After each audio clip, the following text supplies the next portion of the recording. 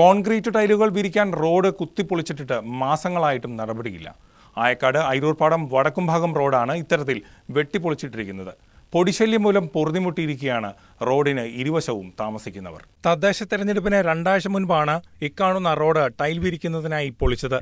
നീർവാർച്ചയില്ലാത്ത ഇടമായതിനാലാണ് tile വിരിക്കാൻ അധികൃതർ തീരുമാനിച്ചത്. എന്നാൽ പിന്നീട് നടപടികൾ ഒന്നും തന്നെ ഉണ്ടായില്ല. തുടർന്ന് ഇക്കാണുന്ന അവസ്ഥയിൽ എത്തി നിൽക്കുകയാണ്. 250 മീറ്റർ ദൈർഘ്യത്തിൽ റോഡ് പൂർണ്ണമായും സഞ്ചാരയോഗ്യമല്ലാതായി മാറി. പൊടിശല്യവും രൂക്ഷമായിരിക്കുകയാണ്. പൊടിശല്യം മൂലം രോഗികളായി മാറിയിരിക്കുന്ന നിരവധി പേരെ ഇവിടെ കാണാൻ സാധിക്കും. ഇതുമൂലം പൊറുതിമുട്ടിയ നാട്ടുകാരുടെ പ്രതികരണങ്ങൾ ഇപ്രകാരമാണ്. ഇവിടെ ഓരോ വണ്ടികൾ പോകുമ്പോൾ ഈ കടയിലേക്ക് അടിച്ചു കയറണം. അതുകൊണ്ട് എനിക്കാണെങ്കിലും ആകെ സുഖമില്ലാണ്ടായി. നമ്മുടെ സൗണ്ട് വരെയും പോയി. ശ്വാസം മുട്ട് മുറ്റത്തേക്ക് ഇറങ്ങി കഴിഞ്ഞാൽ ശ്വാസം മുട്ട് തുടങ്ങും. ആ അവസ്ഥയാണ്. പിന്നെ എങ്ങനെയെങ്കിലും ഇത്രയും പെട്ടെന്നൊരു പരിഹാരം ഉണ്ടാക്കി തന്നില്ലെങ്കിൽ നമുക്ക് ആകെ ഭയങ്കര ബുദ്ധിമുട്ടാണ്. ഭയങ്കര പൊടിശല്യമാണ്. വണ്ടികളിങ്ങനെ തുരതുരാന്ന് പോയിക്കൊണ്ടിരിക്കുന്ന ഒരു റോഡാണ്. ഒരു 200 മീറ്ററിൻ്റെ ഒരു വിഷയങ്ങളാണ് ഇവിടെ വരുന്നുള്ളൂ. തൊട്ടടുത്ത് തന്നെ ഒരു ഭക്ഷ്യവസ്തു സംസ്കരണ കേന്ദ്രവും പ്രവർത്തിക്കുന്നുണ്ട്.